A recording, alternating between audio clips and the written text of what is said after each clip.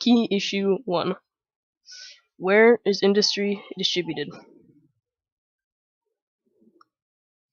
The Industrial Revolution began in Europe, mainly in northern England and southern Scotland. It began with a new flush of mechanical devices. As you can see in the circle, that is where the Industrial Revolution mainly began. The Industrial Revolution was the collective invention of hundreds of mechanical devices, a large percentage of which were developed in the United Kingdom. Industrial distribution in Western Europe has the United Kingdom with more than one-half of the world's cotton and iron industries and two-thirds of its coal industries. Then the Rhine River Valley with its new coal mining techniques, iron making techniques, and the first cotton mill. The Mid-Rhine, which is in the middle of the important consumer markets, and northern Italy with its modern industrial developments.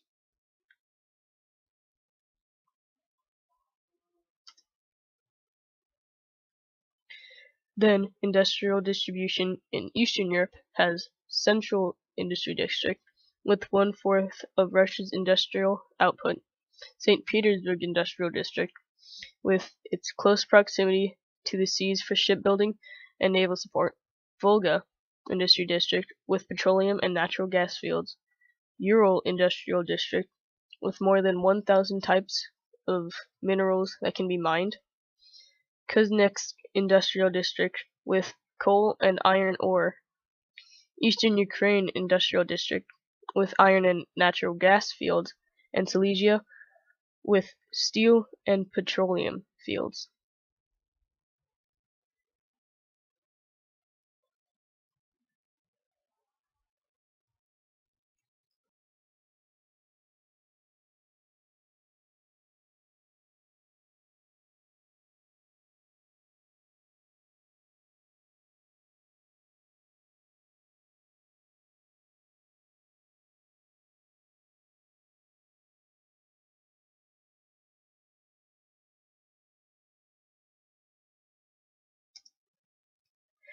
Industrial distribution for North America has New England with the beginning of cotton textile industry, the Middle Atlantic with close proximity to consumers to be able to sell and purchase goods, the Mohawk Valley with close proximity to rivers and lakes for trade and for steel mining industries, Pittsburgh Lake Erie with steel manufacturing, and the Western Great Lakes with access to road, rail, truck, and air transportation systems.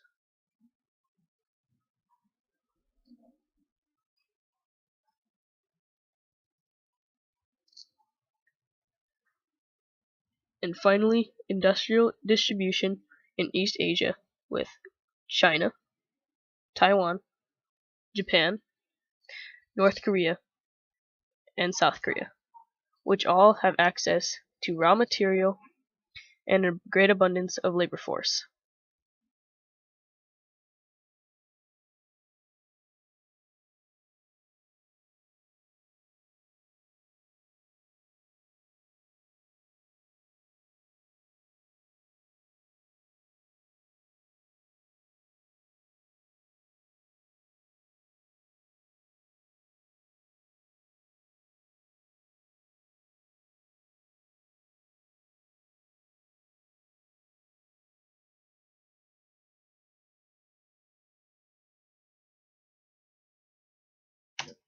Key Issue 2. Why do industries have different distributions?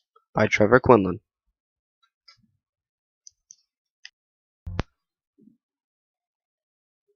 Bulk reducing industry.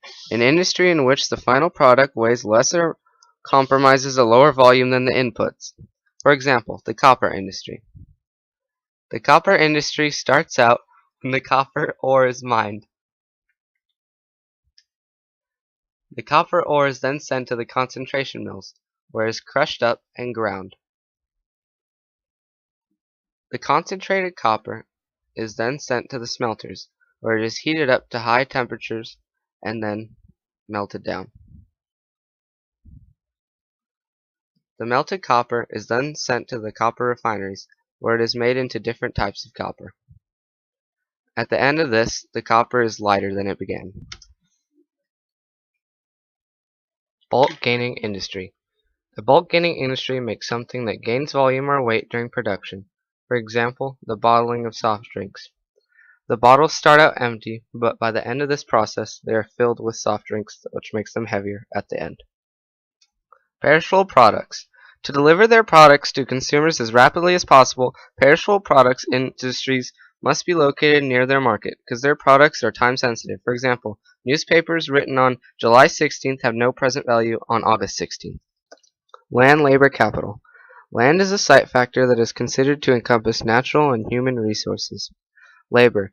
In this chapter, labor is represented by the textile industries. Capital. Capital is a site factor where manufacturers typically borrow funds to establish new factories or expand existing ones.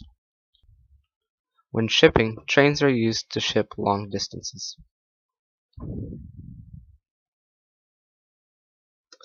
When shipping items, trucks are used for short distance shipping.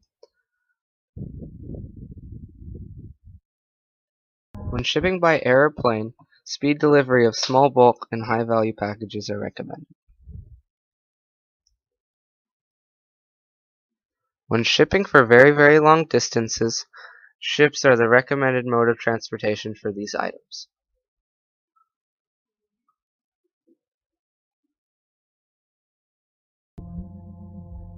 APHG 3.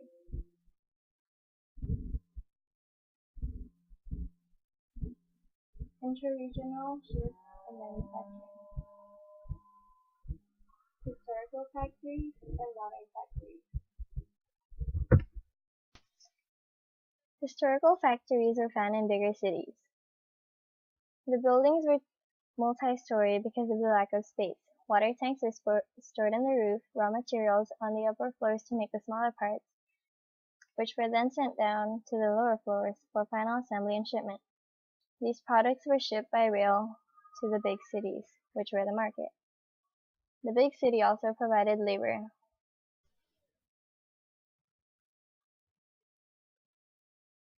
Modern factories were one-story buildings, usually found in the suburban or rural areas. One-story buildings were found to be more efficient because of the extra space. Modern factories use trucks instead of the rail to ship their products to the market. So, proximity to the major highways was very important for modern factories. Manufacturing has shifted toward the South and the West in the United States. Northeast lost about 1 million jobs to the South and West during the past 3 decades. Manufacturing jobs grew 1/6 in the South and the West since the early 1970s, with California and Texas each adding 1/4 of a million jobs in the early 1970s.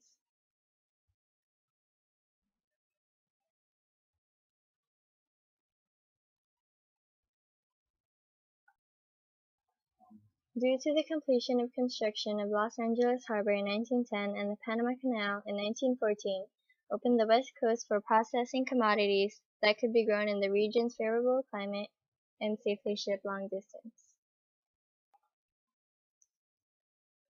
Western European countries used incentives to lure industry into poorer regions and discourage growth in richer regions. The European Union thought its structural funds assist regions lagging in industrial investment. Spain is the most rapid manufacturing growth since the late 20th century. Manufacturing diffused from northwestern Europe to south and eastern Europe. China is the largest manufacturer of textiles and apparel, steel, and many household products. As the world's most populous country, China has 2 principal assets in attracting manufacturing: the world's largest supply of low-cost labor and the world's largest market for many consumer products.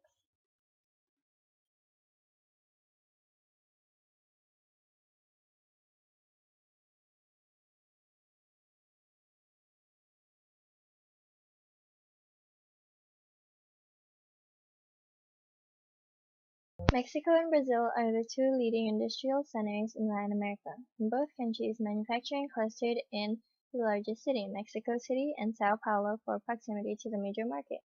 Several European countries situated east of Germany and west of Russia have become major centers of industrial investment since the fall of communism in the early 1990s. Key Issue 4. Attraction of new industrial regions.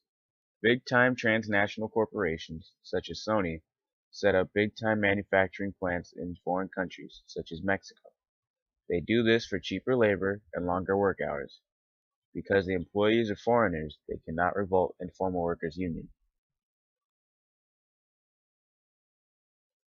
Proximity to low-cost labor. The textile industry has been especially prominent in opening production in lower-wage locations. They had made a large presence in the Northeast during the 20th century, but many of them shut down and moved south. Important manufacturers and Southern workers both showed little interest in unions established by Northeastern textile.